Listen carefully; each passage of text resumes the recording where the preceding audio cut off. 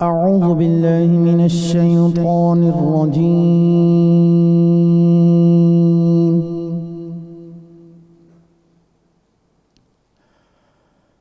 بسم الله الرحمن الرحيم.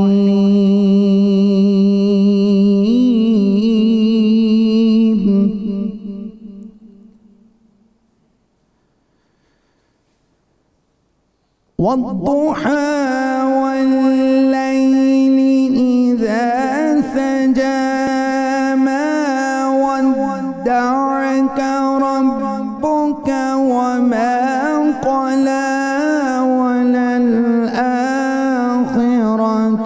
خير لك من الأولى ولسوف يعطيك ربك فترضى.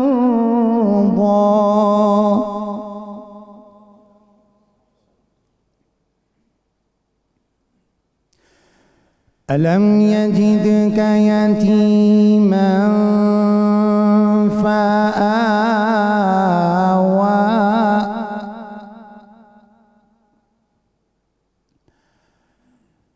ألم يجدك يتيما فآوى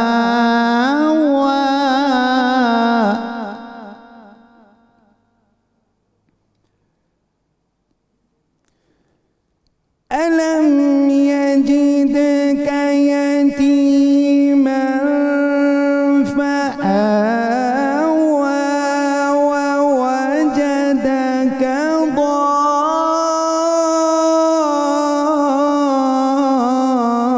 ضالا فهدى ووجدك عائلا فأغنى.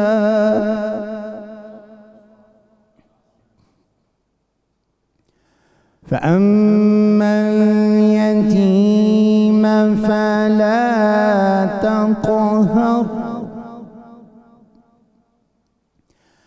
وأما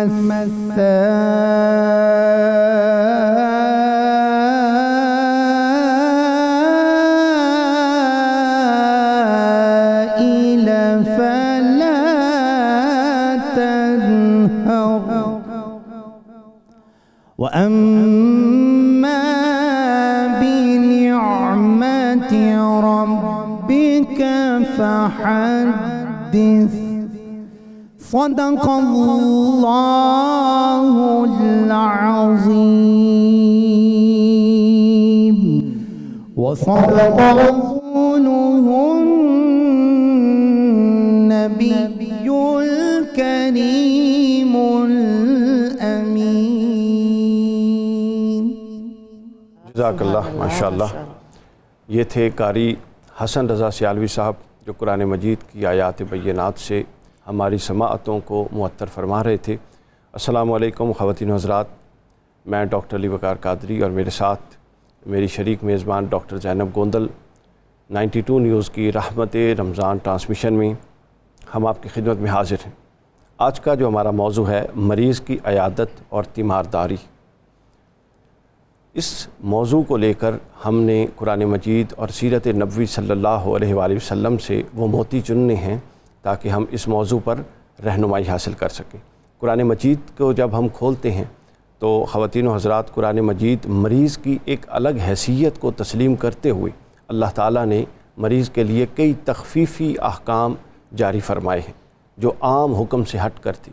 مثلا یہ رمضان کا مہینہ ہے، ہم سب روزہ رکھتے ہیں، تو مریض کے لیے اللہ تعالیٰ نے روزے کی فرضیت کا حکم بیان کرنے کے بعد فرمایا فمن कान मिनकुम मरीदन औ अला सफ़र फ़इद्दतुम मिन अय्यामिन उख़र, कि फिर अगर तुम में से कोई मरीज़ हो, यानी वो फ़र्ज़ियत बयान करने के बाद कहा कि कोई रूटीन का रोज़ा नहीं रख सकता बवजह किसी मर्ज़ के, तो फरमाया वो रोज़े को छोड़ सकता है और बाद के दिनों में रोज़े को मुकम्मल कर ले। फिर इसी तरह सूरह अल माइदा में अल्लाह रब्बुल इज़्ज़त ने जहाँ पर वज़ू के फ़राइज़ बयान किए और वज़ू के तमाम फ़राइज़ बयान करने के बाद आगे कुछ इस्तिस्नाई सूरतें बयान की और उसमें फ़रमाया व इन कुंतुम मर्दा औ अला सफ़रिन, तुम अगर सफ़र में हो या मर्ज़ है, कोई मरीज़ है, तुम में से कोई मरीज़ है, तो फिर और आगे 2-3 और इस्तिस्नाई सूरतें बयान करके फ़रमाया फ़तयम्ममु, तो फिर तुम्हारे लिए वज़ू का इस्तिस्ना है, तुम तयम्मुम कर सकते हो। फिर तीसरी जगह पर कुरान मजीद के अंदर जिहाद के हवाले से मरीज़ को इस्तिस्ना देते हुए अल्लाह ताला ने फ़रमाया लैसा अलल अअमा हरजुन व अलल अअरज हरजुन व अलल मरीज़ हरज, यानी अगर कोई शख्स अंधा है, आँखों से महरूम है, तो उस पर कोई गुनाह नहीं कि वो जिहाद को छोड़े या तर्क कर दे। इसी तरह अगर कोई शख्स चल नहीं सकता, लंगड़ा है, उस पर भी कोई हर्ज नहीं। और इसी तरह अगर कोई शख्स मरीज़ है तो उस पर भी कोई हर्ज नहीं। तो आपने देखा अल्लाह रब्बुल इज़्ज़त ने कैसे मरीज़ की हैसियत को एक्नॉलेज किया और उसके लिए अपने वाजिब और फ़र्ज़ अहकामात में तख़फ़ीफ़ की। यही चीज़ हमें आगे सुन्नत मुताहरा में और अक़वाल रसूल पाक सल्लल्लाहु अलैहि वसल्लम में जब हम जाते हैं तो मिलती है। सुनन इब्न माजा में एक हदीस पाक हज़ूर सल्लल्लाहु अलैहि वसल्लम ने फ़रमाया कि जब कोई इस मरीज़ की इयादत के लिए जाता है, उससे उसके हाल अहवाल दरियाफ़्त करता है, तो अर्श से एक सदा आती है और अल्लाह रब्बुल इज़्ज़त की तरफ से एक गैबी निदा आती है और उसको कहा जाता है कि ए बंदे, तूने क्या ही अच्छा काम किया, तुझे मुबारक हो, तूने ये काम करके अपना ठिकाना जन्नत में तैयार कर लिया। और फिर आगे दूसरी हदीस पाक में हज़ूर नबी अकरम सल्लल्लाहु अलैहि वसल्लम ने फ़रमाया कि एक बंदे मोमिन मुसलमान के दूसरे मुसलमान पर 5 हकूक़ हैं, जिनमें से एक हक़ ये है कि जब दूसरा मुसलमान बीमार हो तो उसकी इयादत और तीमारदारी की जाए। एक हक़ ये है कि जनाजे के पीछे चला जाए, उसके जनाजे के पीछे। तीसरा हक़ यह है कि उसकी तरफ से आने वाली दावत को कबूल किया जाए। चौथा हक़ यह है कि छींक का जवाब दिया जाए। और पाँचवां हक़ यह है कि वो सलाम करे तो उसका जवाब दे। ये रसूल पाक सल्लल्लाहु अलैहि वसल्लम ने एक मुआशरती interlinkage between the human beings कायम करने के लिए हमें ये अहकामात जारी फरमाए। और फिर जब आप इयादत के लिए जाते हैं, किसी के यहाँ बीमार पुरसी के लिए, तीमारदारी के लिए जाते हैं, तो उसके इस्लामी तालीमात ने कुछ ज़ाब्ते भी हमें बयान कर दिए और वो बड़े खूब हैं। वो ज़ाब्तों में सबसे पहला ज़ाब्ता यह है कि आप जब जाएं तो मुख्तसर वक्त के लिए जाएं। ऐसा ना हो कि आपका जाना मरीज़ के लिए और जो मरीज़ के अज़्ज़ व अकारिब हैं उनके लिए अज़ियत और तकलीफ़ का बायस बने। दूसरा, जब आप जाएं तो उनको तसल्ली दें, ऐसे कलिमात मरीज़ के सामने कहें जो उसके लिए बायस तसल्ली हो, तशफ़ी हो, ना कि उसके लिए उसकी बीमारी और उसकी परेशानी को बढ़ाने का बायस बने। और इस हवाले से सही बुखारी में हज़ूर नबी अकरम सल्लल्लाहु अलैहि वसल्लम की एक बड़ी खूबसूरत हदीस, आप जब किसी मरीज़ के पास तशरीफ़ ले जाते तो आप उसको फरमाते ला बासा तहूरुन इंशाअल्लाह, परेशान मत हो, ये तो बीमारी गुनाहों से पाक करने वाली है, ये तो तुझे ताहिर कर रही है और तेरे गुनाहों को झाड़ रही है। फिर एक और हदीस पाक सुनन इब्न माजा की, हज़ूर सल्लल्लाहु अलैहि वसल्लम ने फरमाया, और ये बहुत खूब बात है, हज़ूर ने फरमाया कि मरीज़ उन चंद अशख़ास में से है जिसकी अल्लाह रब्बुल इज़्ज़त दुआ को रद्द नहीं फरमाता और लाज़मन कबूल फरमाता है। लिहाजा मरीज़ के पास जब इयादत के लिए जाएँ तो चाहिए ये कि उससे अपने हक़ में भी दुआ करवाई जाए। फिर उसके बाद मरीज़ के करीब बैठना चाहिए, फिर उसके बाद मरीज़ की दिलजोई वाली बातें करनी चाहिए। ये तमाम वो अहकाम हैं जो शरीयत मुताहरा ने हमें दी हैं। हज़ूर अलैहिस्सलाम की सीरत को अगर देखें तो शायद ही कोई ऐसा वाक़या हो कि हज़ूर के इल्म में आया हो कि आपके सहाबा में से कोई बीमार हैं और आप ख़ुद बनफ्स नफ़ीस उनकी तीमारदारी के लिए तशरीफ़ ना ले गए हों। अक्सर तशरीफ़ ले जाते थे। सही बुखारी में हज़रत साद इब्न अबी वक़ास रज़ी अल्लाह तआला अन्हु का वाक़या मौजूद है।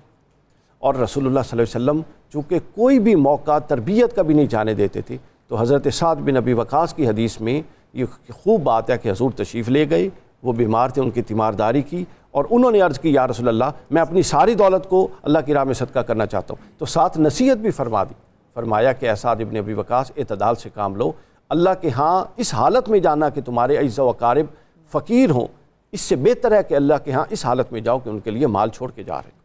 फिर उसके बाद हज़रत जाबिर बिन अब्दुल्लाह रज़ी अल्लाह तआला अन्हु की इयादत के लिए, तीमारदारी के लिए हज़ूर तशरीफ़ ले गए। ये तो सहाबा का था और ये तवील किस्सा है जिसको हम इख्तिसार से अर्ज़ कर रहे हैं।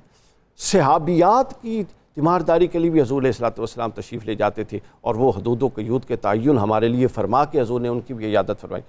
حضرت ام اعلیٰ انصاریہ رضی اللہ تعالیٰ عنہ وہ بیان فرماتی ہیں کہ حضور علیہ السلام میری عیادت کے لیے تشریف لائے اور مجھے خوشخبری دی جاتے ہوئے سنن نبی داؤد میں فرماتے ہیں کہ تو جس بیماری میں ہے اس بیماری سے اللہ تعالیٰ تجھے اس طرح نکال دے گا، تیرے گناہوں کو اس طرح دھو دے گا جس طرح سونا اور چاندی کے میل سونا اور چاندی کو آگ اس کے اندر سے میل کچیل کو نکال کے چھوڑ دیتی۔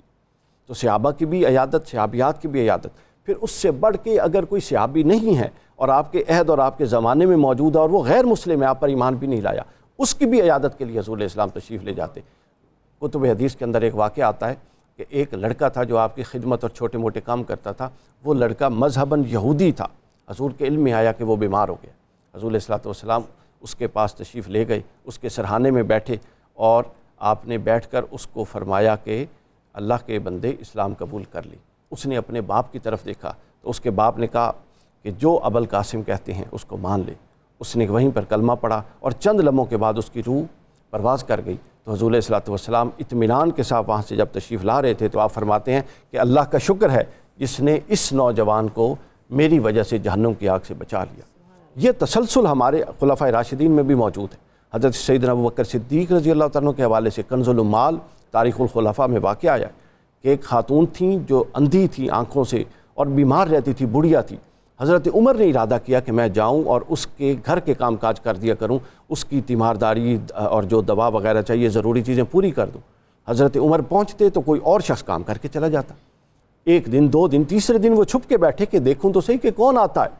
تو جب چھپ کے بیٹھے تو دیکھتے ہیں کہ حضرت ابوبکر صدیق آ کے ان کا کام کر کے جا رہے ہیں، آپ اندازہ لگائیں۔ پھر حضرت سیدنا عمر فاروق رضی اللہ تعالیٰ البدایہ والنہایہ میں ابن کثیر علیہ رحمہ نے لکھا، حضرت عمر فاروق کا یہ حال، رات کو گشت کر رہے تھے کہ ایک مسافر کے خیمے کے اندر سے رونے کی ایک خاتون کی آواز آئی، کراہنے کی۔ کان لگا کے سنا، وہ خاتون زچگی کی حالت میں تھی، اس کو لیبر پینز ہو رہی تھی، وہ مسافر تھے، رستے میں رکے ہوئے تھے اور کوئی پرسان حال نہیں تھا۔ حضرت فاروق اعظم دوڑ کے جاتے ہیں، اپنی زوجہ کو گھر سے لیتے ہیں، ضروری سامان لیتے ہیں اور اپنی زوجہ کو آ کے خیمے میں چھوڑتے ہیں تاکہ وہ اندر کے ضروری امور کو دیکھیں، اور خود باہر لکڑیاں جلا کے اس خاتون کے لیے کچھ بنانا شروع کر دیتی ہیں۔ آپ اندازہ فرما لیں، حضرت عثمان غنی رضی اللہ تعالیٰ عنہ، صحیح بخاری کے اندر ہے کہ جہاد اور جہاد میں بھی غزوہ بدر جیسا جہاد آپ نے بحکم رسول اللہ ترک فرمایا اور اپنی زوجہ کی تیمارداری کے لیے رکے رہے۔ حضرت مولا علی سبحان اللہ، حضرت امام حسن سے روایت کہ جب حضرت علی کی شہادت ہو چکی تو تیسرا دن تھا، جامع مسجد کوفہ سے امام حسن گھر تشریف لا رہے تھے تو جھاڑیوں کے اندر سے کسی مریض کے رونے اور کراہنے کی آواز آئی۔ چلتے چلتے چلتے جھاڑیوں میں پہنچے تو آگے ایک نابینا اور مریض شخص بیٹھا تھا جو بھوک سے کرا رہا تھا۔ بڑے سخت کلمات اس نے امام حسن سے بولے۔ امام حسن نے عرض کی، فرمایا کہ بابا جان آپ کی بات سنتے ہیں، پہلے یہ بتائیں کہ آپ بھوکے تو نہیں ہیں؟ انہوں نے کہا میں بھوکا بھی ہوں اور بیمار بھی ہوں۔ آپ جلدی سے گئے اور کچھ کھانے کے لیے لائے اور اس کے پاس بیٹھ کے اپنے زانوں اس کے زانوں کے ساتھ جوڑ کے اس کو چھوٹے چھوٹے لقمے دینے لگے اور اس کے ساتھ باتیں کرنے لگے۔ آپ کے لقمے اور باتوں نے اس کے غصے اور اس کی اس بھوک کے اثرات کو جیسے ہی کم کیا تو اس بزرگ اور بیمار شخص نے کہا کہ اے نوجوان، تو اپنا تعارف تو کرا، تو کون ہے؟ انہوں نے کہا بابا جان مجھے چھوڑیں، آپ یہ کھانا کھائیں۔ تو آپ یہ بتائیں آپ یہاں کیسے بیٹھیں؟ تو اس بزرگ نے کہا میں یہاں ایک عرصے سے بیٹھا ہوں، ایک عرصہ سے ایک شخص آتا تھا، صبح بھی اور شام کو بھی وہ آ کے مجھے کھلا جاتا تھا، مگر 3 دن ہو گئے ہیں وہ شخص نہیں آیا۔ لیکن اے نوجوان، میں پریشان ہوں کہ تیرا لقمہ توڑنے کا انداز اور بات کرنے کا انداز اور کھلانے کا انداز اس شخص سے ملتا ہے جو مجھے آ کے کھلایا جاتا۔ تو امام حسن علیہ السلام رو پڑے اور فرماتے ہیں کہ یہ میرے بابا حضرت علی تھے اور اے بزرگ اب وہ نہیں ہیں، لہٰذا اب ان کی ذمہ داریاں میں اپنے سر لیتا ہوں۔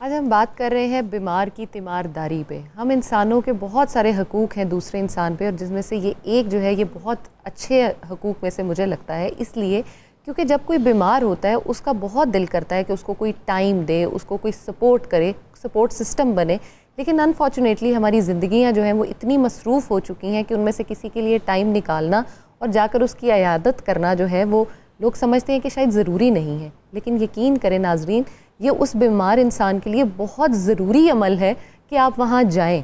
جب آپ وہاں جائیں تو اس کی پسند کی کوئی کھانے کی چیز لے جائیں تاکہ وہ اس کو استعمال کر سکے. جب جائیں تو اس کے پاس زیادہ دیر نہ بیٹھیں تاکہ اس کی بیماری جو ہے وہ زیادہ تکلیف میں نہ چلی جائے. اور تیسری بہت ضروری چیز، جب بھی اس کے پاس بیٹھیں تو اس کی بیماری سے ریلیٹڈ کسی اور کی بیماری کے قصے اس کو جو ہے نا بیمار ہونے کے وہ نہ سنائیں.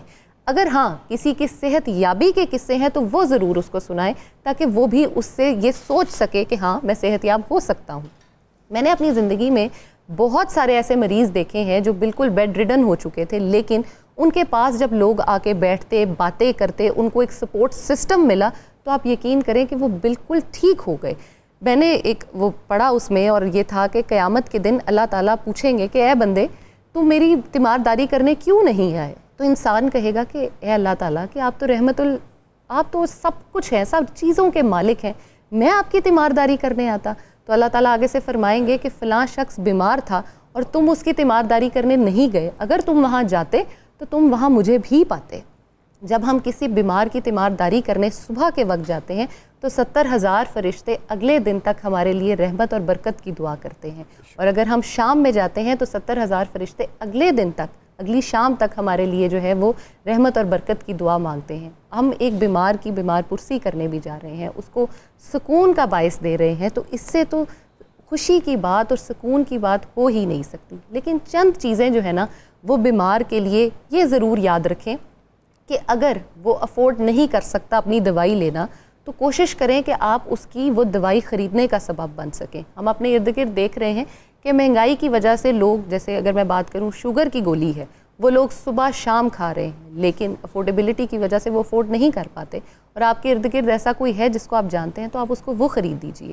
اگر کوئی ایسا بیمار ہے جس کو بخار ہے اور اس کو ڈاکٹر نے کوئی صحت والی چیزیں کھانے کو کہا ہے، جیسے یخنی ہے، گوشت ہے، لیکن وہ اس کو افورڈ نہیں کر پاتا اور آپ یہ بات جانتے ہیں تو اس کے لیے وہ چیز لے جائیے. کوئی پھل ہے، کوئی سبزی ہے، اس کو پسند ہے، آپ جانتے ہیں تو جاتے ہوئے اس کے لیے وہ لے جائیے. اور جب بھی آپ بیمار کے پاس بیٹھیں تو بیمار کے ساتھ اچھی باتیں کریں، اچھی گفتگو کریں.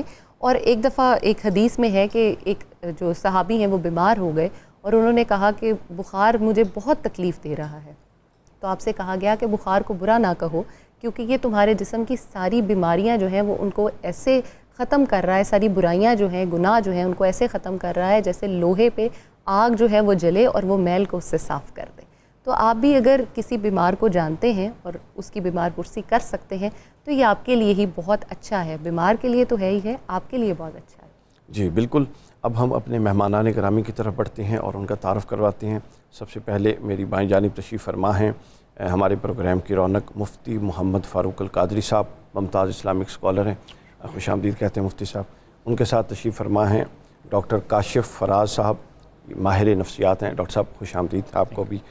اور میری دائیں جانب تشریف فرما ہیں ڈاکٹر آمنہ قاضی صاحبہ، آپ کو خوش آمدید کہتے ہیں.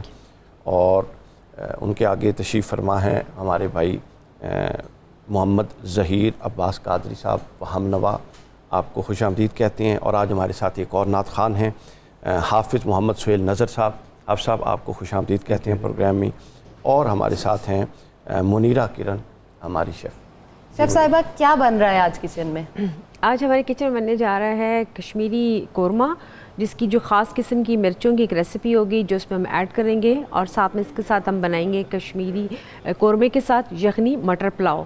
اور اس کے ساتھ ہم جو بنے گا ایپیٹائزر میں وہ بنے گا چنا چاٹ، کیونکہ وہ اس کو آپ ایز اے ایپیٹائزر بھی کھائیں گے، ایز اے سیلڈ بھی کھا سکتے ہیں. سفید چنوں میں بنا رہی ہیں کالوں میں؟ سفید چنوں میں. اچھا ٹھیک ہے. اور ساتھ میں ایک ڈرنک بن رہی ہے جس میں خشک میوے جات ڈالوں گی، جس میں کھجور ہوگا، الائچی ہوگی، سوئیاں ہوں گی. ان کو میں سوک کر کے دودھ میں رکھیں گے، پھر اس کو ہم پکائیں گے اور ایک انرجی والا ایک ہم ڈرنک بنائیں گے اس کے لیے، ڈرنک کے لیے. اور ساتھ میں جو میٹھے میں آج بن رہا ہے وہ آج بنا رہی ہوں زردہ اشرفیوں کے ساتھ. زبردست زبردست. یہ تو کچن سے آج لگ رہا ہے بڑی خوشبوئیں آنے والی ہیں اور بڑا مزہ آنے والا ہے ہمیں کھانے میں افطار میں. تو ملتے ہیں تھوڑی دیر میں، آپ تیاری بس شروع کریں. جی ظہیر عباس صاحب، آج آپ کون سا کلام ہمیں سنائیں گے؟ جی آغاز اللہ کریم کے مبارک ناموں سے. جی ضرور. بسم اللہ الرحمن الرحیم. نسألك يا من هو الله الذي لا إله إلا هو الرحمن الرحيم الملك القدوس السلام المؤمن المهيمن العزيز الجبار المتكبر الخالق الباري المستغفر الغفار القهار الوهاب الرزاق الفتاح العليم الغابز الباسط الخافض الرافع والمعز المذل السميع البصير الحكم العدل اللطيف الخبير الحليم العظيم الغفور الشكور العلي الكبير الحفيظ المجيد الحسيب الجليل الكريم الرقيب المجيب الواسع الحكيم الودود المجيد الباعث الشهيد الحق الوكيل القوي المتين الولي الحميد المحصي المبدي والمعيد المحيي المميت الحي القيوم الواجد الماجد الواحد الصمد القادر المقتدر المقدم المؤخر الأول الآخر الظاهر الباطن الوالي المتعال البر التواب المنتقم الغفور الرؤوف المالك الملك ذو الجلال والإكرام المقسط الجامع الغني المغني المانع الضار نافع النور الهادي البديع الباقي الوارث الرشيد الصبور الذي ليس كمثله شيء وهو السميع البصير اللهم صل أفضل الصلاة على أسعد المخلوقات كسيدنا محمد وعلى آله وصحبه وسلم عدد معلوماتك ومداد كلماتك كلما ذكرك ذاكرون وغفل عن ذكرك الغافلون.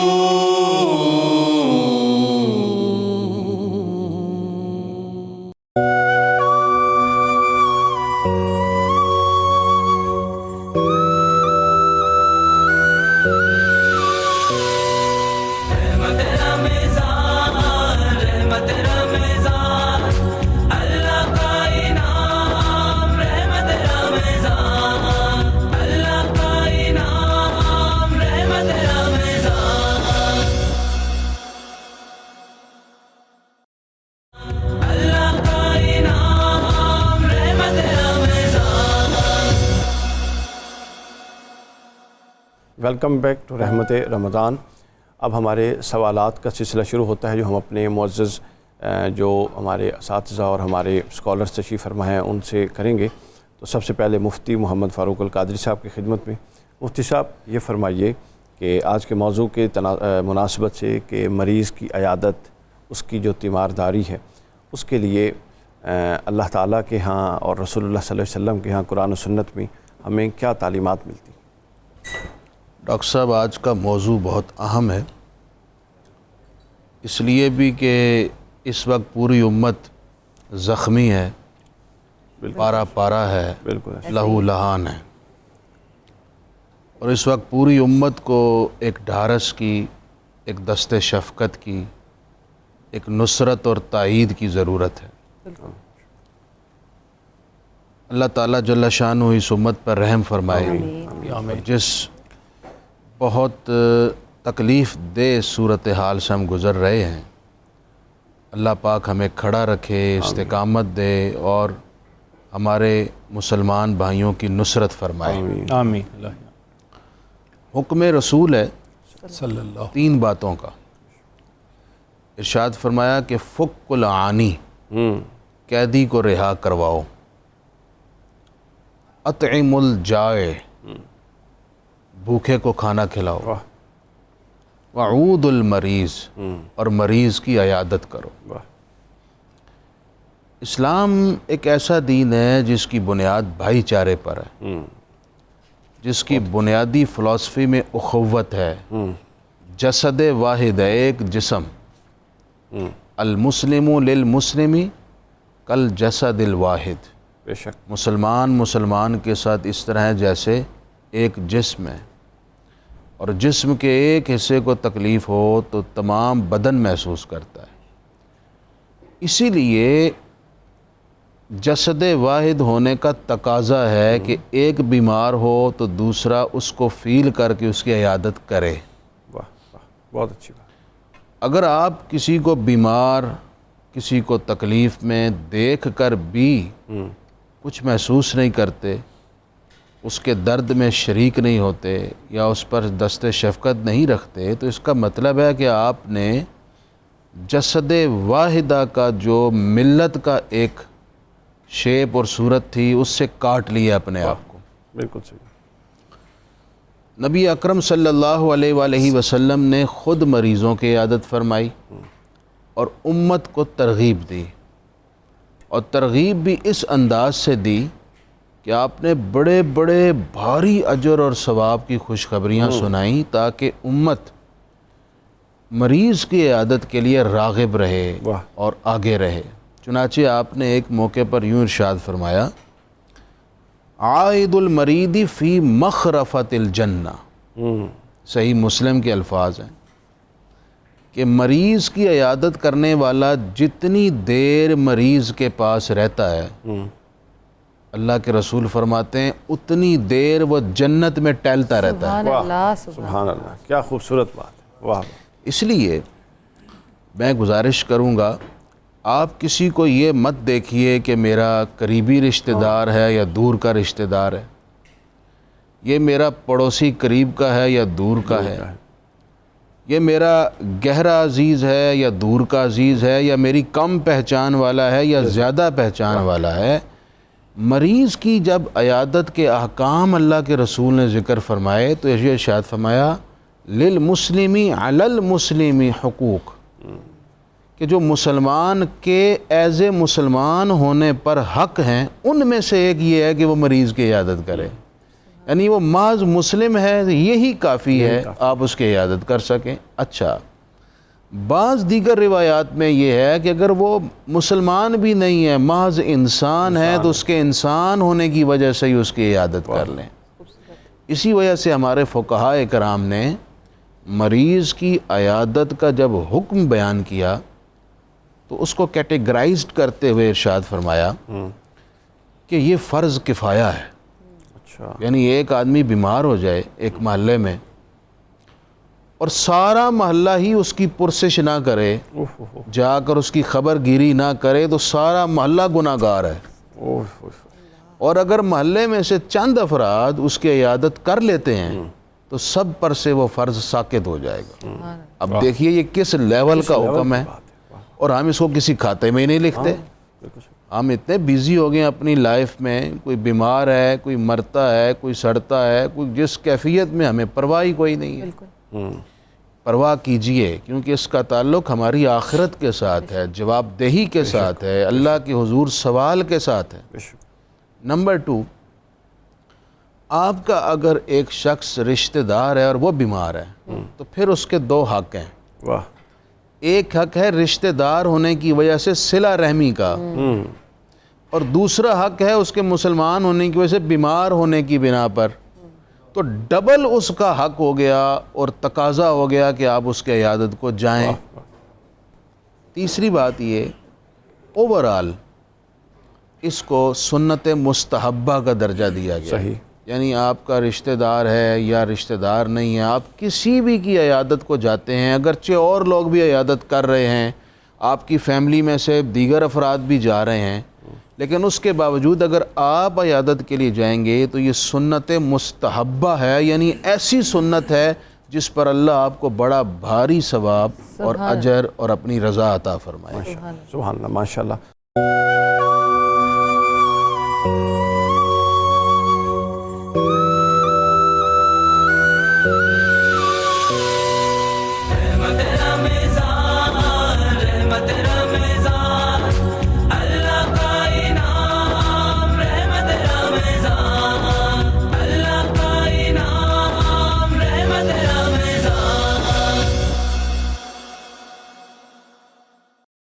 اب ہم جاتے ہیں ڈاکٹر کاشف فراز صاحب کی طرف.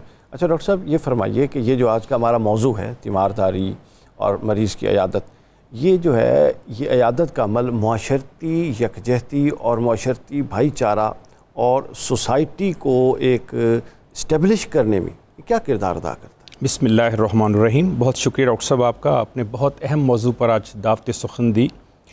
رمضان کی مقدس ساعتیں ہیں، رحمتوں اور مغفرتوں کی بارش ہو رہی ہے. ایسے میں جیسے ابھی مفتی صاحب فرما رہے تھے کہ امت مسلمہ جو ہے وہ بھی ایک بیمار فرد کا کردار ادا ہو رہا ہے. جس طرح سے ہم پر حملے اور جس طرح سے ہماری جانیں اور جس طرح سے ہمیں زخمی کیا جا رہا ہے، تو سب سے پہلے تو جہاں جہاں پر بھی ہمارے شہداء دنیا بھر میں اور جہاں جہاں پر ہمارے زخمی ہیں، ہم ان کو کہنا چاہتے ہیں کہ ہم ان کے ساتھ کھڑے ہیں، ان کی عیادت کر رہے ہیں، ان کی تیمارداری کر رہے ہیں، دل سے بھی، دعاؤں میں بھی، اور انشاءاللہ جب ضرورت پڑی تو عملاً بھی ہم ان کے ساتھ ہر جگہ پر کھڑے ہوں گے. یہ جو آپ نے آج کا ٹاپک رکھا ہے یہ کسی صدقہ، خیرات یا عبادت سے کم نہیں ہے. اس کا وہی کردار ہے جو ہماری زندگی میں عبادت کا کردار ہے. آپ دیکھیے کہ اللہ رب العزت نے جس عمل کو اپنی عیادت سے تعبیر کیا ہو، جیسے ابھی آپ فرما رہی تھیں زینب صاحبہ جب انٹرو دے رہی تھیں، تو اس سے اچھی کیا بات ہو سکتی ہے.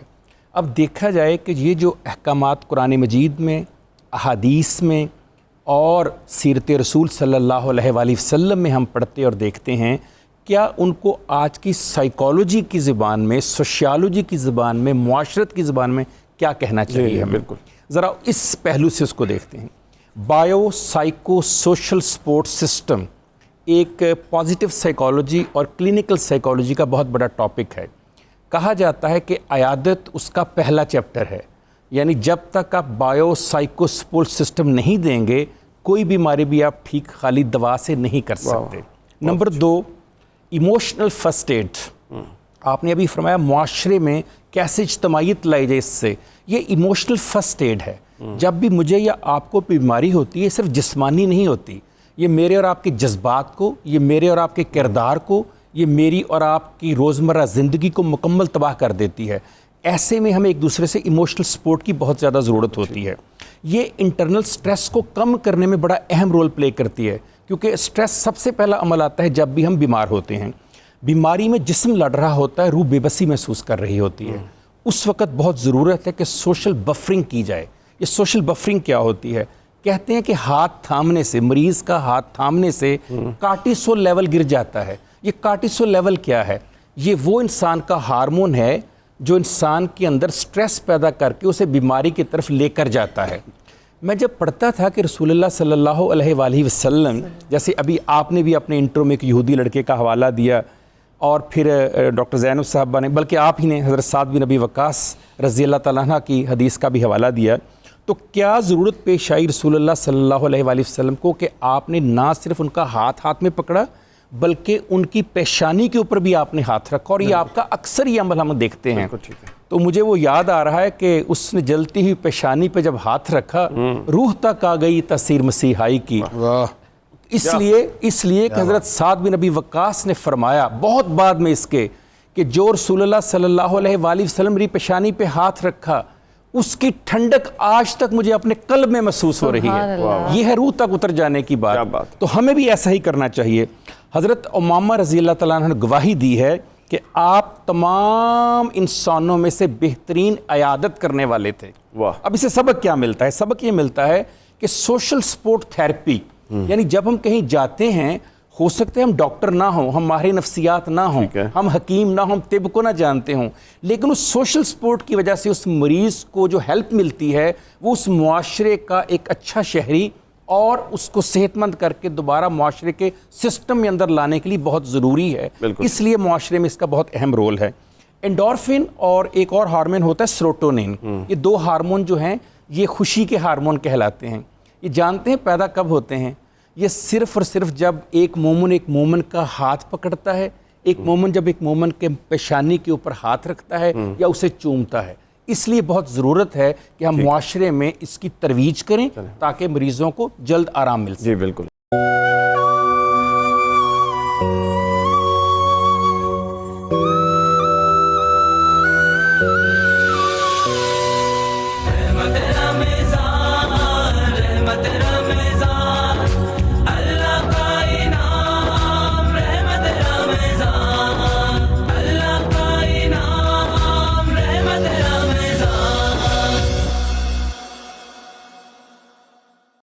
ڈاکٹر صاحبہ عیادت کیوں ضروری ہے؟ ویسے جب مجھے آج کے موضوع کے بارے میں بتایا گیا تو میں یہ سوچی تھی کہ ہم تمام افطار ٹرانسمیشنز جو ابھی تک کر رہے ہیں اس میں یہی دیکھ رہے ہیں کہ کسی عبادت کو کس طرح سے کیا جائے کہ اس میں سے اس کے فیوز و برکات حاصل کیے جا سکیں.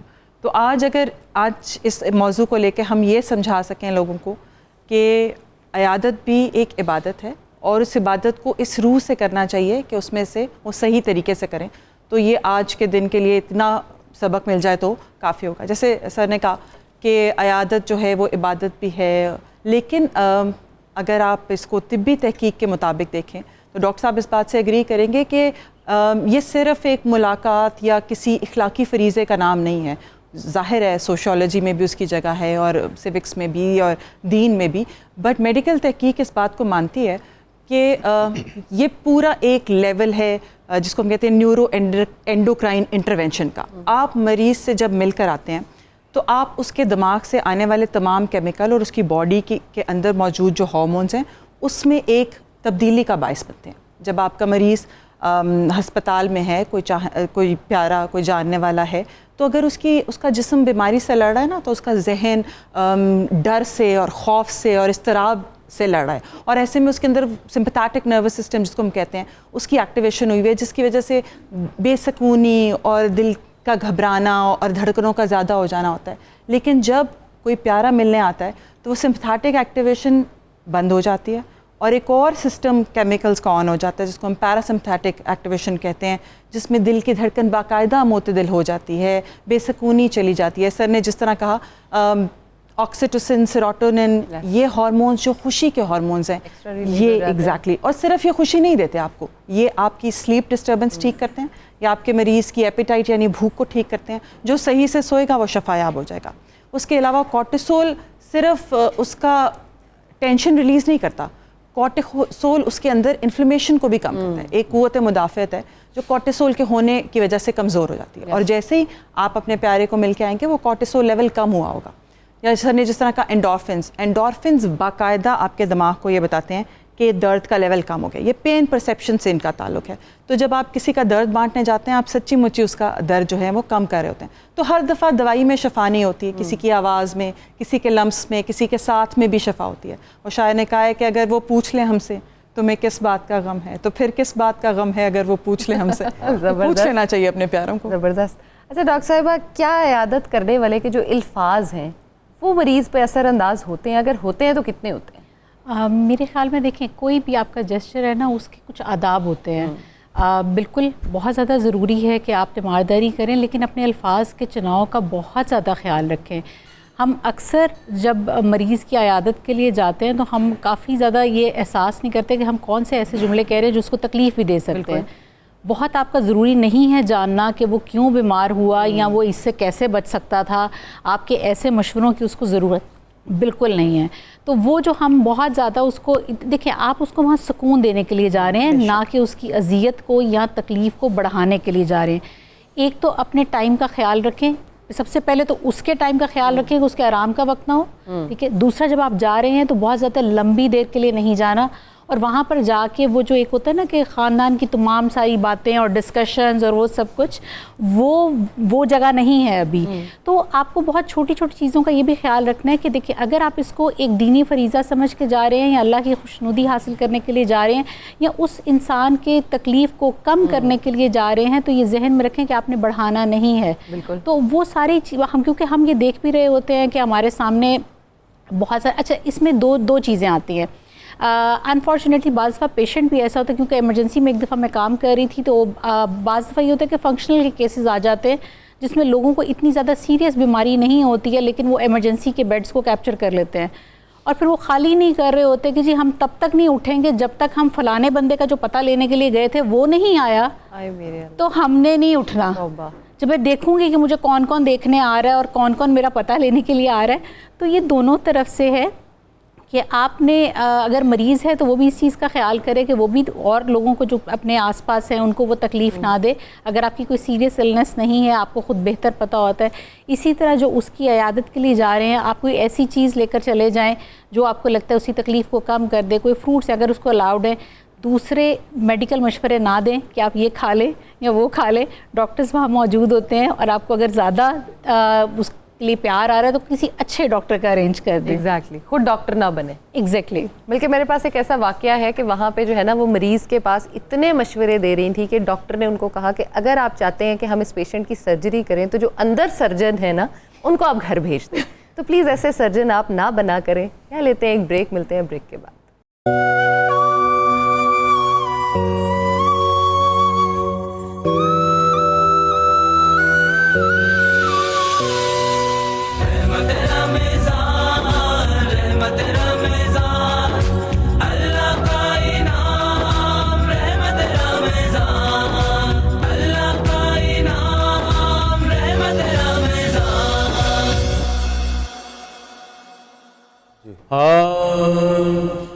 کہ وہ جن کے لیے محفل کونین سجی ہے فردوس بری جن کے وسیلے سے ملی ہے. وہ جن کے لیے محفل کونین سجی ہے فردوس بری جن کے وسیلے سے ملی ہے. وہ ہاشمی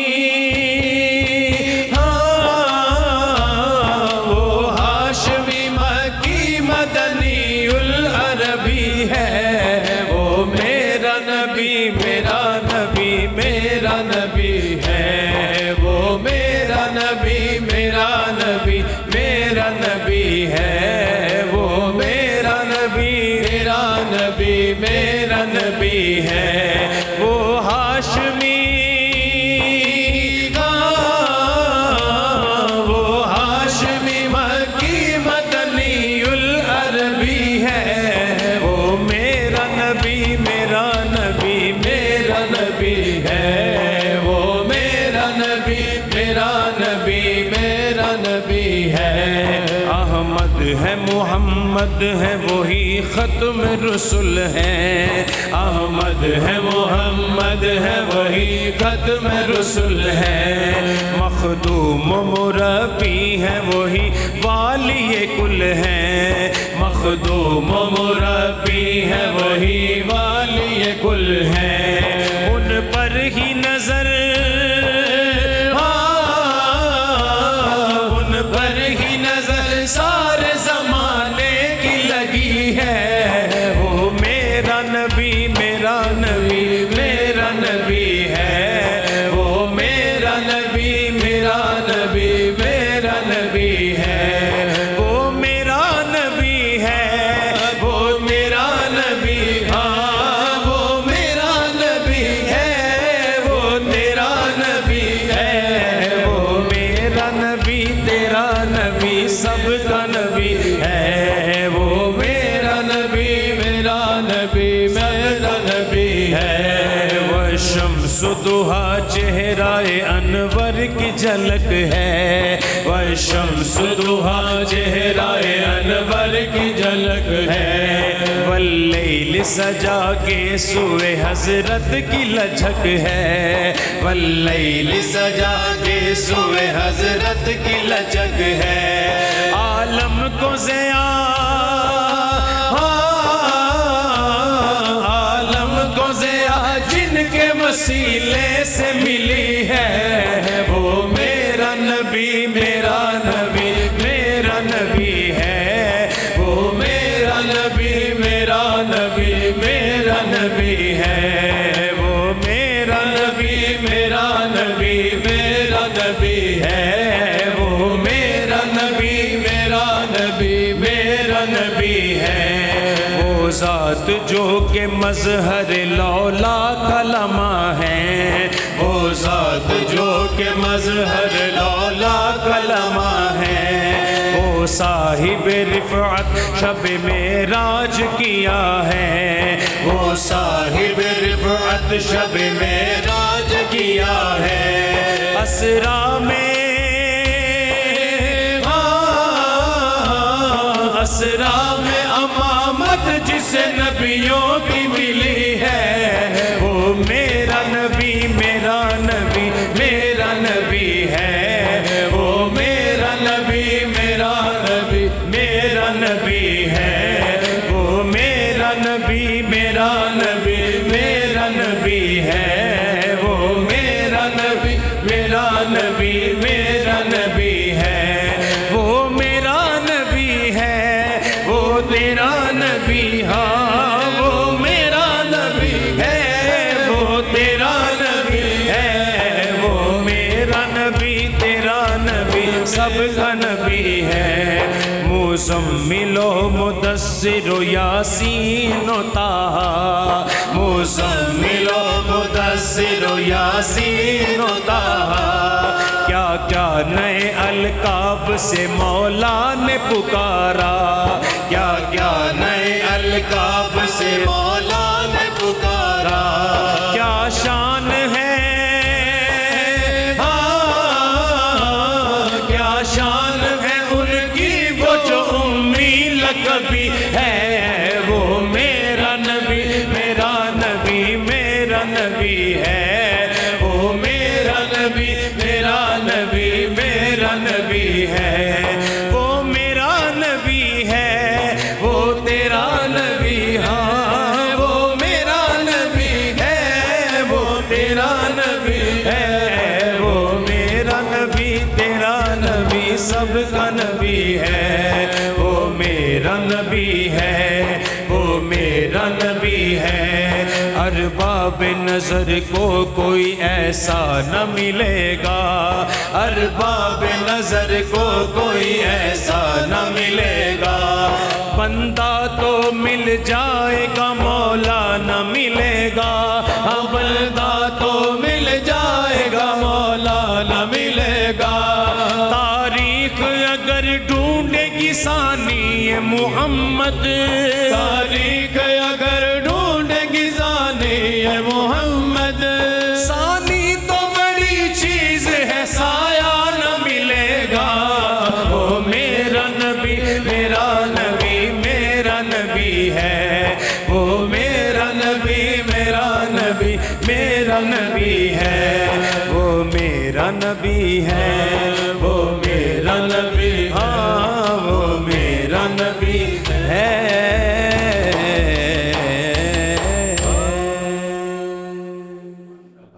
بہت اچھا، بہت خوبصورت پڑھا ماشاءاللہ جی، کیا ماحول بنا دیا ہے ظہیر بلالی صاحب نے۔ اب ہم مفتی محمد فاروق القادری صاحب کی خدمت میں حاضر ہوتے ہیں ایک سوال کے ساتھ۔ مفتی صاحب ایک سوال ہے لیکن اس کو چھوٹے چھوٹے دو پہلو جوڑ کے میں آپ کی خدمت میں رکھنا چاہ رہا ہوں۔ ایک تو یہ کہ حضور نبی اکرم صلی اللہ علیہ وآلہ وسلم کی تعلیمات سے ہمیں وہ کون سے کلمات یا وہ دعائیں ملتی ہیں جو مریض کے پاس جائیں اور اس سے کہنا سنت ہے، اور اس کے ساتھ ایک بڑا ہی امپورٹنٹ سوال، اگر کوئی بندہ ایسا مریض ہے کہ اس کی مرض متعدی ہے، ڈاکٹر نے کہا ہوا ہے کہ اس کے پاس نہ بیٹھیں یا وہ منتقل ہونے والی ہے، تو ان دونوں چیزوں کو ارشاد فرمائیں۔ پہلے میں دوسرے سوال کو ایڈریس کر دوں کہ اگر مریض متعدی ہے جیسے کرونا وائرس تھا تو احتیاطی تدابیر اختیار کر کے اس کے پاس ضرور جانا چاہیے۔ ٹھیک ہے۔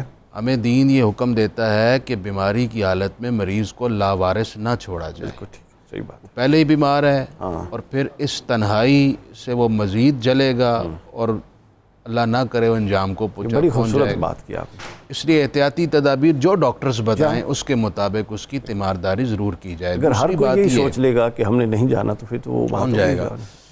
نبی کریم صلی اللہ علیہ وآلہ وسلم مریض کے پاس جاتے تو آپ نے مختلف مریضوں کے پاس مختلف کلمات پڑھے، کئیوں کو تلقین دی. ایک وہی کلمہ جو آپ نے بھی ذکر کیا بخاری سے کہ نبی کریم علیہ السلام مریض کے پاس جا کر فرماتے اس کے سر پر ہاتھ رکھتے یا اس کے ہاتھ پر ہاتھ رکھتے اور اپنی محبت اور اپنائیت دے کر فرماتے لا باسا، پریشان نہیں ہونا، کوئی بات نہیں، طہور انشاءاللہ، اس بیماری سے اللہ تمہارے سارے گناہ مٹا دے گا. سبحان اللہ. اس سے اس کو حوصلہ ملتا.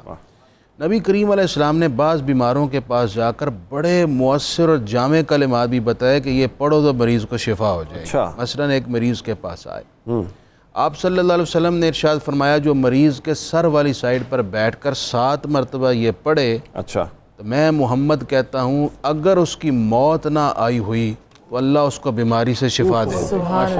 جزاک اللہ. وہ یہ تھے اسأل اللہ العظیم رب العرش العظیم ان یشفیک، یہ 7 مرتبہ پڑھنا ہے.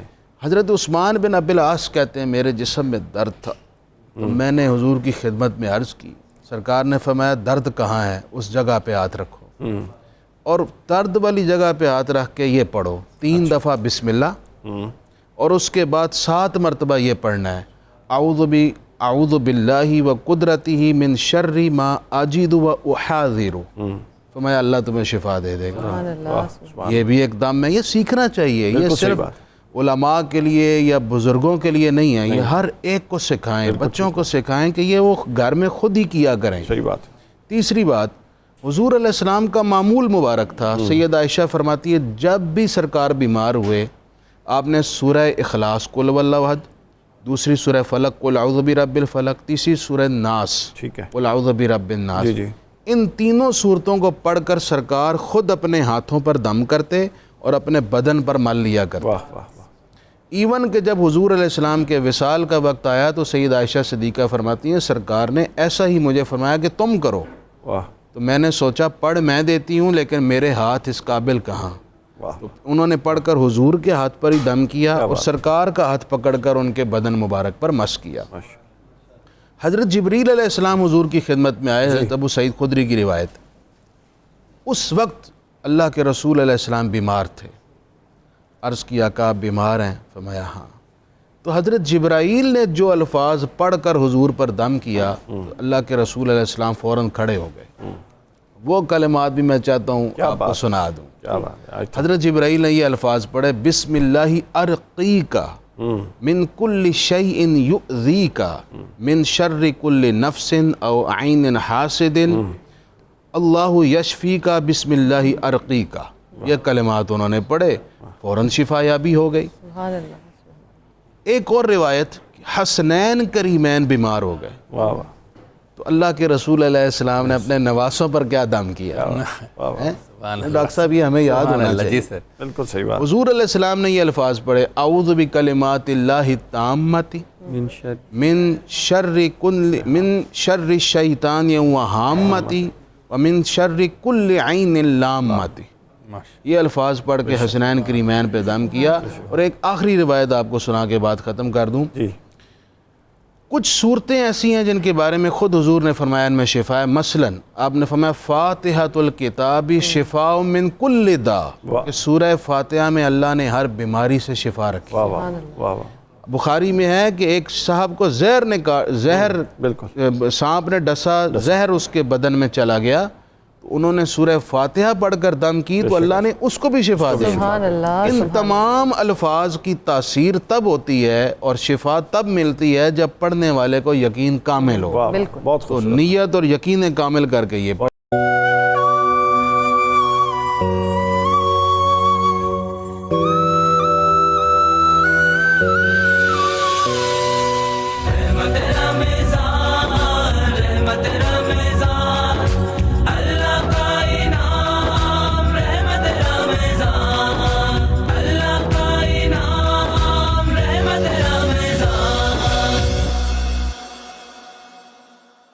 ہم ڈاکٹر کاشف فراز صاحب کی طرف چلتے ہیں. اچھا ڈاکٹر صاحب, ایک تو مریض ہے, بخار ہے, کوئی بھی مرض لاحق ہوئی ہے اور وہ انشاءاللہ جلدی شفا یاب ہو جاتا ہے. کچھ بیماریاں ایسی ہیں کہ لگتا ہے کہ یہ یا تو طویل چلنے والی ہیں یا وہ عمر کے اس حصے میں, یا بیماری کی نوعیت ایسی ہے کہ اب شفا یابی کی کوئی یعنی اللہ کی طرف سے تو ہو سکتی ہے, طبی حوالے سے کوئی امکان نہیں ہے. تو ایسے مریض کی نفسیاتی طور پہ کیسے ہیلنگ کی جائے اور ان کی تیمارداری میں وہ کون سے فیکٹرز ایڈ کیے جائیں کہ یہ کام بہتر ہو جائے؟ سبحان اللہ, بہت خوبصورت بات کی. جیسے ہمارے ہاں کینسر کے 4th سٹیج کے پیشنٹس ہوتے ہیں, جیسے اور بہت سارے ایسے مرض کی سٹیج ایسی آ چکی ہوتی ہے کہ طبی لحاظ سے ڈاکٹرز کا یہ خیال ہوتا ہے کہ شاید ممکن نہ ہو, کچھ عمر کے بھی ذوف بھی ایسا طاری ہو چکا ہوتا ہے. پہلی بات تو یہ, ہم اکثر مریض کا علاج ہسپتال سے تو کروا لیتے ہیں, لیکن گھر میں جو ان کو نفسیاتی سکون چاہیے ہوتا ہے وہ ہم بھول جاتے ہیں. وہ صرف ہمدردانہ عیادت سے اور تیمارداری سے ہی ملتا ہے. گھر کو ہم کبھی بھی ہاسپٹل کی طرح اس پیشنٹ کے لیے سکون کی جگہ نہیں بناتے, جو ہمارے لیے بہت بڑا مسئلہ ہے. ہم اکثر سائیکالوجی میں کہتے ہیں کہ مریض کے پاس بیٹھ کر زبان پر قابو پا لینا بھی عبادت ہے, کہ خدا کا نام کوئی ایسا لفظ یا کوئی ایسی بات نہ کر دیں جو ٹریگر کر دے ان کے اس پرابلم کو, ٹریگر کر دے, بڑھا دے. سمائل تھیراپی, اسے لافٹر تھیراپی بھی کہتے ہیں. اسے دنیا کی سب سے بیسٹ میڈیسن مانا جاتا ہے کہ جو ہی آپ کسی ایسے پیشنٹ کے پاس بیٹھ کر مسکراتے ہیں تو آپ اس کی زندگی میں کئی منٹ بڑھانے کا سبب بن سکتے ہیں. سو اس کے سامنے مسکرانا, امید کی بات کرنا بہت ضروری ہے. پٹسبرگ یونیورسٹی نے ایک بڑی خوبصورت تحقیق کی. پٹسبرگ یونیورسٹی نے دیکھا کہ جو وونڈ ہیلنگ ہے, جب زخم آئے کسی پیشنٹس کو, آپریٹ کیا گیا یا کہیں زخمی ہوئے آپریشن میں, تو ان کی جب عیادت کرنے کچھ لوگ آئے جو ان کے بہت قریبی پیار کرنے والے تھے, تو وونڈ ہیلنگ 25% جلدی ہو گئی, تیز ہو گئی. دوسری طرف ایک بہت خوبصورت تحقیق جو تھی وہ برنگھم ینگ یونیورسٹی نے کی. برنگھم ینگ یونیورسٹی جو ہے چائنا میں ہے. انہوں نے جو کی, انہوں نے یہ دیکھا کہ جب آپ تنہائی اور سماجی دوری رکھتے ہیں ایسے مریض سے جن کا بھی آپ نے ذکر کیا کہ جو موت کے بہت قریب ہوتے ہیں, اس کی وجہ سے ان کے اندر کوگنیٹو ڈکلائن آتا ہے, یعنی ذہنی اور وقوفی طور پر ان کی صلاحیتوں میں کمی آتی ہے. اور ہمارے اندر تو لڑ ہی ہمارا دماغ رہا ہوتا ہے, اگر وہیں پر ڈکلائن آ گیا, وقوفی ڈکلائن, تو ہم کیسے فائٹ کر کیسے لڑیں گے؟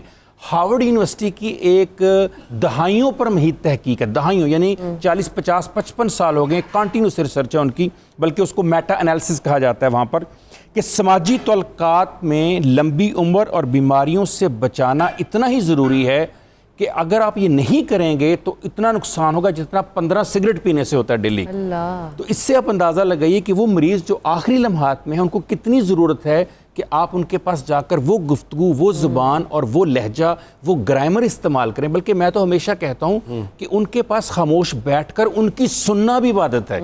یعنی ایک مریض کو چاہیے کیا ہوتا ہے سر, 2 چیزیں چاہیے ہوتی ہیں ایسے پیشنٹ کو. ایک آپ کا کان جو اسے سنے, ایک آپ کا ہاتھ جو تھپکی دے کر کہے آپ ٹھیک ہو جائیں گے. اللہ کی رحمت سے مایوس نہیں ہونا. اللہ تعالیٰ بڑی بڑی بیماریوں کو, اللہ نے تو ایک لفظ, اللہ کے ذہن میں خیال آنا ہے اور آپ کی صحت ٹھیک ہو جانی ہے. تو آپ اللہ کے اس رحمت والے لمحے کا انتظار کریں, کسی وقت بھی آپ ٹھیک ہو سکتے ہیں. جیسے اس نے ارادہ فرمانا اور آپ نے ٹھیک ہو جانا ہے. غم نہ کر, ارادے نہ بدل, تقدیر کسی وقت بدل سکتی ہے. بس یہ کہہ دیں آپ تو آپ نے اپنی عیادت تو ایمانداری پوری کر دی. ڈاکٹر صاحبہ, جب ہم ہاسپٹل جاتے ہیں کسی کی بھی عیادت کے لیے, تو اس کے بیسک جو پرنسپلز ہیں وہ کیا ہونے چاہیے؟ اچھا, زندگی میں احسن عمل کرنے کے بھی نا 2 طریقے ہوتے ہیں. ایک طریقہ ہوتا ہے پسندیدہ طریقہ, ایک طریقہ ہوتا ہے صحیح طریقہ. آپ میں میچورٹی تب آتی ہے جب آپ پسندیدہ اور صحیح میں سے صحیح کو چن لیتے ہیں. تو عیادت کرنے کا بھی صحیح طریقہ اگر آپ اپنائیں گے تو یہ آپ کے لیے بھی بینیفیشیل ہے, اور ظاہر ہے آپ کے پیارے جن کے پاس آپ جا رہے ہیں ان کے لیے بھی ہے, اور سسٹم کے لیے بھی, کیونکہ آپ غلط طریقے سے صحیح کام بھی کریں گے تو آپ سسٹم کو تنگ کریں گے. عیادت کا پہلا اصول حفاظت ہے, جس میں آپ کی حفاظت بھی ہے اور آپ کے مریض کی حفاظت بھی ہے. مثلاً اگر آپ کسی کا آپریشن ہوا ہے, سرجری ہوئی ہے اور اس کے عیادت کرنے کو جا رہے ہیں, بٹ دین آپ کو خود ہی بخار یا فلو یا کھانسی ہوئی ہے, تو بہتر یہی ہے کہ رک جائیں, کیونکہ اس وقت آپ جا کے آپ خود کسی انفیکشن کا یا بیکٹیریا کا ذریعہ, سورس یا ویکٹر نہیں بننا چاہتے. تو اس وقت آپ کے مریض کی بھلائی یہ ہے کہ اگر آپ اس حالت میں ہیں تو آپ ان کے پاس. لیکن مریض تو ناراض ہو جائے گا نا کہ آپ نہیں آئے ہمیں ملنے. اچھا, اس میں نا سسٹم کو سمجھنے اور بدلنے کی ضرورت ہے. ایک تو یہ کہ وہ کل جب ڈسچارج ہو کے گھر چلے جائیں گے آپ تب ان کے پاس چلے جائیں گے تو شاید ان کا شکوہ دور ہو جائے. اور دوسرا یہ کہ جب اس طرح کی کوئی حالت ہوتی ہے تو جیسے کووڈ کے دوران ہم نے مریضوں کو تنہا نہیں چھوڑا, ہم انہیں ویڈیو کالز کر لیتے تھے. ہر دفعہ ضروری نہیں ہے کہ آپ خود کو اور دوسرے بندے کو رسک پہ ڈالیں, کیونکہ اپنی جان کو رسک میں ڈالنا بھی اللہ کے احکامات کے خلاف ہے. آپ انہیں ویڈیو کال کر لیں. عیادت کے 3 طریقے ہوتے ہیں. ایک طریقہ تو یہ کہ جا کے فزیکلی کسی کے ساتھ ملنا, دوسرا اس کو ایموشنل سپورٹ دینا, اس کے لیے دوا اور ڈاکٹر کا بندوبست کرنا, یہ بھی عیادت کا حصہ ہے. آپ جا نہیں سکتے, ان کے لیے دوا اور ڈاکٹر کا بندوبست تو کر سکتے نا, تو یہ بہت ضروری ہے کہ خیال رکھیں. پھر دوسری چیز, اس حفاظت کے علاوہ ہسپتالوں میں اگر آپ جا رہے ہیں تو وزٹنگ آورز ہوتے ہیں. وہ وزٹنگ آورز اس لیے ہوتے ہیں اور ان کی پابندی کرنا اس لیے ضروری ہے کہ اس کے علاوہ دن کا بقیہ حصہ مریض کسی نے خون لینا ہے, ڈاکٹر نے راؤنڈ کرنا ہے, نرسوں نے دوائیاں دینی ہیں, بستروں کی چادریں چینج کرنی ہیں, یا مریض کو اپنی نیند کی گولی دے دی اور تھوڑی دیر بعد کوئی کہے کہ نہیں میں نے تو ابھی ہی ملنا ہے, تو یہ وزٹنگ آورز ان کا باقاعدہ اس کی ضرورت ہے اور ان کے مطابق ہی ان کو پتہ کر کے اس حساب سے جائیں. جب آپ ہسپتال جائیں اپنے مریض کو تو انہی آورز میں جائیں اور ماسک اور گلوز اور ہینڈ سینیٹائزرز یا پھر یوز کریں. وہ جوتوں کے اوپر گلوز, وہ جوتوں کے اوپر کور جو چڑھانے کے لیے دیتے ہیں, اس کی طرح سے مریض کے پاس جائیں اور جا کے غیر ضروری ہاتھ مریضوں کو یا نہ لگائیں, یا پھر ارد گرد جو ٹیوبس پڑی ہوتی ہیں, برانولاز ڈرپس لگے ہوتے ہیں, تو یہ بہت. اور سب سے ضروری چیز ہے اس وقت جا کے اپنی سر نے جس طرح کہا زبان کی حفاظت کرنا. ہائے آپ اتنے کمزور ہو گئے ہیں, یہ چچا جی کو بھی ہوا تھا اور وہ گزر گئے, اس طرح کی بات کر کے آپ کسی میں سے بالکل ہی اس کا حوصلہ اور ہمت جو ہے وہ ختم کر دیتے ہیں. لفظ جو ہوتے ہیں نا یہ شفا بھی ہوتے ہیں اور یہ زہر بھی ہوتے ہیں. بالکل. تو جا کے کہیں ایسا نہ ہو کہ آپ کسی کے لیے رحمت کرنے جائیں اور زحمت بن کے آ جائیں. اور پھر یہ پتہ نہیں اب مجھے اگر یادداشت میرا صحیح ساتھ دے رہی ہے تو حدیث ہی ہے کہ تیماردار کا سب سے احسن عمل یہ ہے کہ جلد کھڑا ہو جائے. آپ تو ایک گئے ہیں نا, وہ صبح سے کئی لوگوں کو شاید مل چکا ہو, تو آپ اسے فزیکلی اور ایموشنلی ایگزاسٹ نہ کریں. اور ایک چیز جو سب بھول جاتے ہیں, بیمار کا تو سب حال پوچھ رہے ہوتے ہیں, اٹینڈنٹ کا کوئی حال نہیں پوچھ رہا, بیچارے کو کوئی لفٹ نہیں کرتا. صحیح کہہ رہی ہیں آپ, اس کے لیے جا کچھ لے کے جانا چاہیے لازماً. اسے یہی کہیں کہ 15 منٹ میں بیٹھتی ہوں, آپ جا کے لیٹ آئیں. بالکل. تو یہ اٹینڈنٹ کا بھی اس وقت وہ بھی عیادت کا حصہ ہے کہ آپ ان کے بھی خیال رکھیں. یہ پوائنٹ سب سے اچھا لگا مجھے ڈاکٹر صاحبہ آپ کی کنورسیشن میں سے. ڈاکٹر صاحبہ, خاندان میں اگر ہم دیکھیں کسی کو یا پڑوسیوں میں دیکھیں تو کوئی مریض ہے تو اس کی تیمارداری کس طرح سے کرنی چاہیے ہمیں؟ دیکھیں, سب سے پہلے جس طرح ہم سب لوگ اس پہ بہت زور دے رہے ہیں کہ آپ کے الفاظ بہت خوبصورت ہونے چاہیے, کہ وہ ہوتا ہے نا کہ بعض دفعہ کوئی آتا ہے تو آپ کچھ لوگوں کی اتنی پلیزنٹ پرسنالٹی ہوتی ہے کہ جیسے ہی وہ اندر آتے ہیں تو وہ مریض بھی ذرا بہتر کہتے ہیں نا, ہاں, کہ ان کے دیکھے سے جو آ جاتی ہے منہ پہ رونق, وہ سمجھتے ہیں کہ بیمار کا حال اچھا ہے. تو مجھے یہی لگتا ہے کہ آپ پازیٹیوٹی لے کر جائیں, یہ بہت امپورٹنٹ ہے. اچھا, ایک چیز جو مجھے لگتا ہے کہ مائیں بہت زیادہ اس چیز پہ, یا دونوں ماں باپ کہہ لیں کہ ہم بچوں کو یا تو لے کر نہیں جاتے, اور اگر ہم لے کر جاتے ہیں تو ہم بچوں کو بتاتے نہیں ہیں کہ انہوں نے کس طرح سے بیہیو کرنا ہے. مجھے یہ لگتا ہے کہ میں بالکل اس چیز کے حق میں ہوں کہ آپ کو بچوں کو لے کر جانا چاہیے, کیونکہ یہ ان کی تربیت کا حصہ ہے کہ آج وہ اگر دیکھیں گے کہ آپ نے کس طرح سے عیادت کی ہے تو کل کو اگر آپ اس جگہ پر ہیں یا آپ کا اور کوئی چاہنے والا ہے تو وہ بچے کیسے سیکھیں گے. اچانک سے کوئی کسی کو نہیں آتا. مجھے یاد پڑتا ہے کہ جب ہم چھوٹے ہوتے تھے اور ہماری نانی ہمارے اس طرح کوئی بھی بیمار ہوتا تھا تو ہماری والدہ ہمیں لے کر جاتی تھیں, لیکن ہمیں گھر سے پہلے پورا سمجھایا جاتا تھا کہ آپ نے جا کے کسی چیز کو چھیڑنا نہیں ہے, وہاں زیادہ باتیں نہیں کرنی, اونچی آواز میں نہیں آپ نے بولنا. مطلب وہ تربیت کا ایک پارٹ ہوتا تھا. دیکھیں, مجھے لگتا ہے کہ جو آپس کے رشتے ہیں وہ بہت امپورٹنٹ ہیں. نہیں تو اللہ تعالیٰ آپ کو اکیلے اکیلے پیدا کر دیتا, نہ جوڑیاں ہوتی, نہ آپ کے یہ رشتے ہوتے. تو یہ رشتے آپ کی زندگی میں بہت پازیٹیو رول پلے کر رہے ہوتے ہیں اور آپ کو اسی پازیٹیوٹی کے ساتھ رہنے دینے چاہیے. دوسرا, بہنوں میں میں خاص طور پہ کہوں گی, کیونکہ یہ چیز کچھ فیملیز میں نے اپنے بھی دیکھی, کہ اگر آپ کوئی بھی دوائی لے رہے ہیں, آپ کو ڈائبٹیز ہے, پلیز اپنی بہن کو مشورہ مت دیں کہ باجی مجھے اس سے فرق پڑ گیا آپ بھی یہ لے لیں.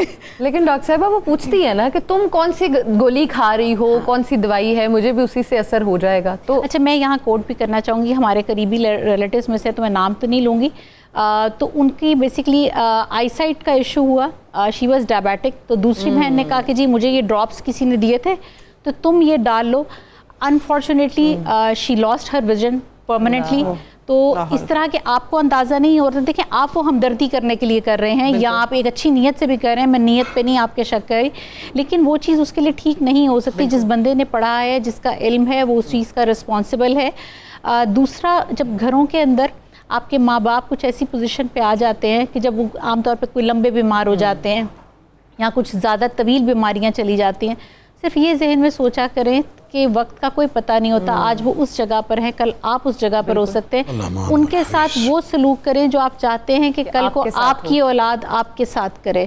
تو اپنے آپ کی برداشت کا وہی ایک آزمائش کا وقت آپ کا ہے. مجھے لگتا ہے ایک مریض کا تو وقت ہوتا ہے, لیکن جو اس کے تیماردار ہیں, جو اس کے ارد گرد کے لوگ ہیں, ان کی بھی آزمائش ہے وہ. ٹھیک ہے, تو یہ ساری چیزوں کو, چھوٹی چھوٹی چیزیں ہیں جو خاندان میں خوبصورتیاں لے کر آتی ہیں, آپس کے رشتوں میں خوبصورتیاں لے کر آتی ہیں. تو ان چھوٹی چھوٹی باتوں کا میرے خیال میں خیال رکھنا بہت ضروری ہے. بہت خوب. مفتی صاحب, آپ سے میں پوچھنا چاہوں گی کلونجی کے بارے میں کہ اس کے بارے میں قرآن اور حدیث میں کیا آتا ہے؟ کلونجی کے بارے میں احادیث تو ہیں. جی. خود نبی پاک صلی اللہ علیہ وآلہ وسلم نے کلونجی کی تاثیر اور فضیلت کا ذکر کیا ہے. جی. جامع ترمذی میں ایک روایت ہے کہ حضور علیہ الصلوۃ والسلام نے فرمایا کلونجی میں موت کے علاوہ ہر بیماری سے شفا موجود ہے. سبحان اللہ. اور ایک اور حدیث میں اس طرح کے الفاظ ہیں جس کا مفہوم ہے کہ آقا علیہ الصلوۃ والسلام نے فرمایا کہ کلونجی میں شفا ہے, تم اس کو استعمال کیا کرو. تو لہٰذا ان دو احادیث سے ہی یہ بات سمجھ میں آتی ہے کہ الحبۃ السوداء, کلونجی, یہ ڈاکٹرز کے مشورے کے مطابق مریضوں کو یا عام لوگوں کو ضرور استعمال کرنی چاہیے. اس میں بہت فوائد اور ثمرات ہیں. زبردست. یہ کلونجی کے ہم نے جو ہے وہ بینیفٹس دیکھ لی, سنے ہیں احادیث میں. اس کے بعد جو ہے وہ ہم نیوٹریشنل فیکٹس اس کے ڈسکس کریں گے. بریک کے بعد یہاں لیتے ہیں ایک چھوٹی سی بریک, حاضر ہوتے ہیں بریک کے بعد.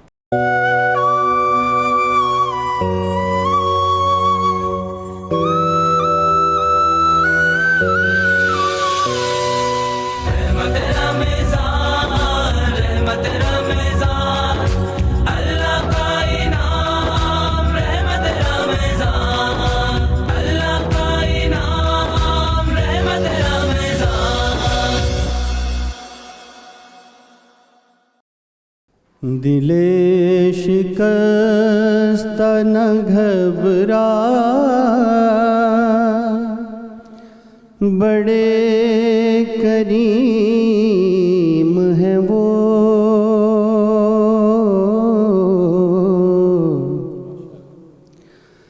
دل شکستہ نہ گھبرا,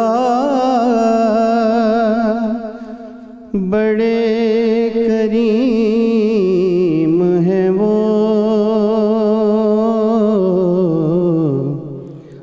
تجھے نہ چھوڑیں گے تنہا, بڑے کریم ہیں وہ,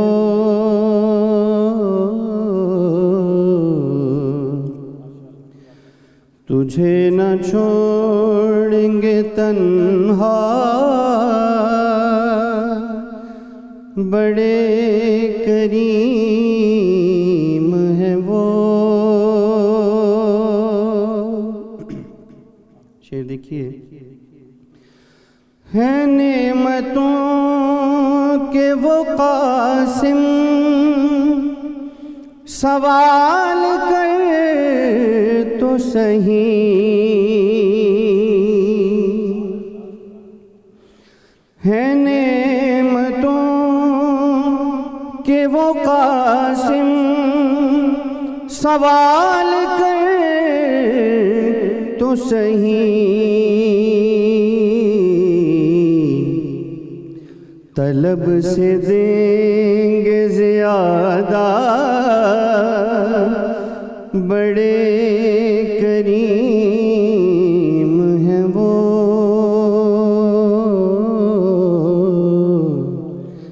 طلب سے دیں گے زیادہ, بڑے کریم ہیں وہ.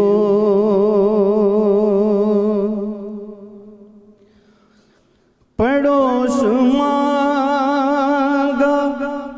ربیع نے ان سے جنت میں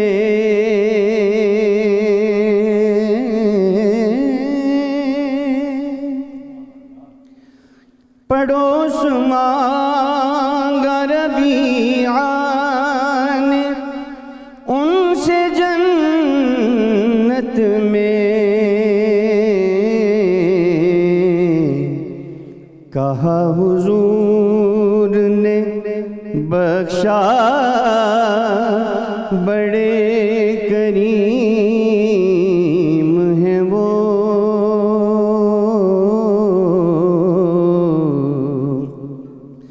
کہا حضور نے بخشا بڑے کریم ہیں وہ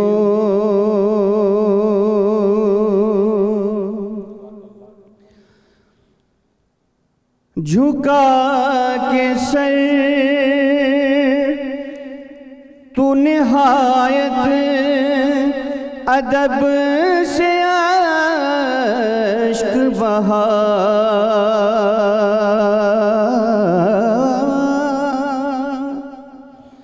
جھکا کے سر تو نہایت ادب سے سر اشک بہا کریں گے پوری تمنا بڑے کریم ہیں وہ کریں گے پوری تمنا بڑے کریم ہیں وہ شعر دیکھیے طلب کی ان کو خبر ہے بھریں گے وہ کاسا طلب کی ان کو خبر ہے بھریں گے وہ کاسا زبان سے کر نہ تقاضا بڑے کریم ہیں وہ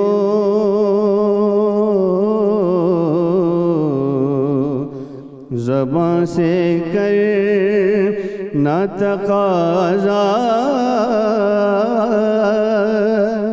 بڑے کریم ہیں وہ